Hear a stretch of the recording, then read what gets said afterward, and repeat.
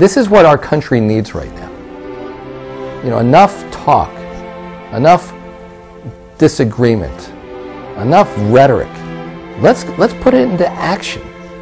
And JAG has shown over 30 years what it means, what it knows about how to put young people to work so that they get on a path where they can be successful in life. Probably the most important message that we'd want those who are looking at this video to hear is that there's a whole generation of young people that are considered at risk.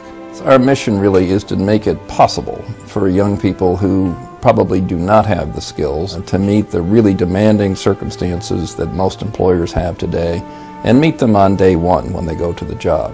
The evidence we have is that a relatively modest intervention like JAG can make all the difference. And the good news, if we do this right, it's only one intervention.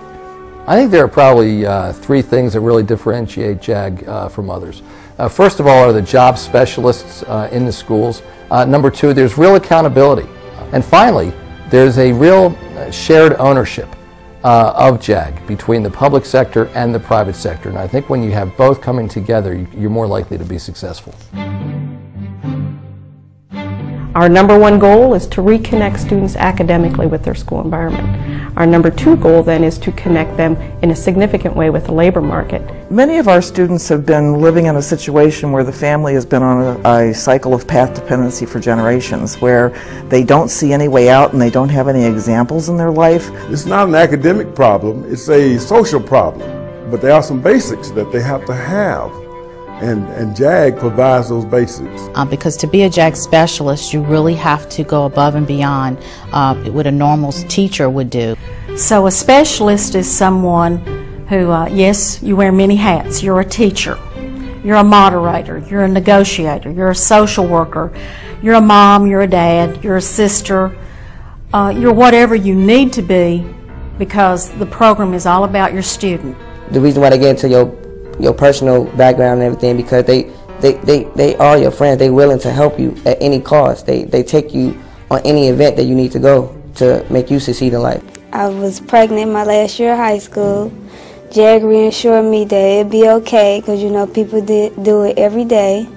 They helped me get to school, to take my tests, and they helped me, you know, with a whole lot of stuff. Like when I didn't have no place to go, my specialist, you know, she called a few places, helped me call a few organizations to help me get to where I was going. You know, I have a testimony that I share. You know, I was a victim of domestic violence, and the importance of me at that time was to, you know, help my family, help my mother get out of her situation. School was secondary to me, but having the foundation and the support that I had from my job specialist was instrumental. And I just don't think that I would be standing here today saying that I have a master's degree, working on master's degree 2, and actually being a product of starting a statewide nonprofit, Jobs for Pennsylvania's graduates, for the first time. I mean, it doesn't just help you get into college or just help you go get a job. It helps you learn about yourself, and it helps you really grow up. The JAG results are absolutely impressive, and the overall economy numbers don't lie. Economically, JAG makes money for our country. You want a program that has data to back up its success and its efficiency and low cost per student to deliver. And it's got to be JAG every time. Even if you look at the amount of money per student JAG takes to implement a program, the data is showing with their tremendous success rates in high school graduation and employment rates after JAG, all of those funds are recouped by the state economy in 14 months because they're working and they're paying taxes on what they earn. This program has been phenomenal in Mississippi. The success rate is out of this world. More than 90% of the kids who are involved in Jobs for Mississippi graduates graduate from high school on time. So you're talking about a success rate that is 50% higher than for the average student, and this is taking kids into the Jobs for Mississippi graduate program who are at-risk kids. That's why we're so proud of it. They do just such a great job, great results.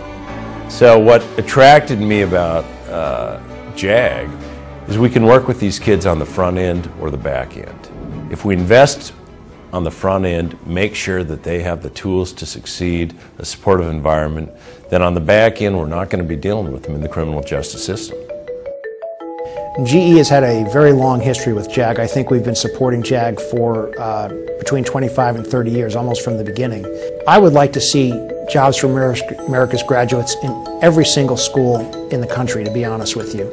You know, as an employer, when we look for the right person to join our company, we look for someone who has the enthusiasm about work, someone who understands what it takes to be successful on the job, being there on time, having passion about the quality of the work that they do.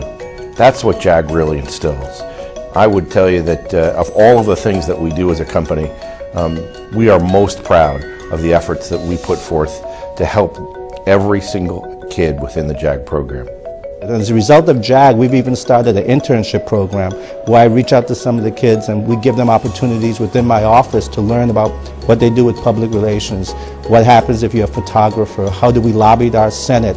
And those sort of examples, I think, begin to add a certain reality as to why you have to look at education, why you have to get more involved. McDonald's is the biggest single partner of JAG, and there are lots of people who have started at McDonald's, gotten a sense of what it means to take responsibility, worked their way up, and had extremely successful careers. That's what it's all about. And when we give that young person an opportunity, we're making an investment in them, and we're also making an investment in our own future.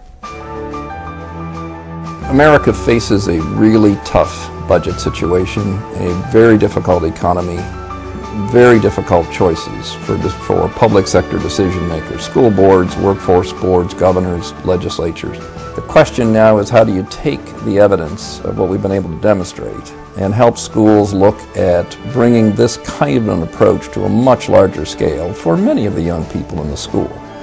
Most of the schools we're in, we're serving 35 or 40 young people. That's terrific.